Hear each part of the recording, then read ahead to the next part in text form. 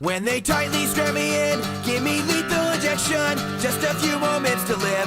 No remorse for what I did, it's for the betterment of man. I gave the utmost sacrifice, before more damage could be done, I took his life. There was a split second of silence when the dart punctured the skin.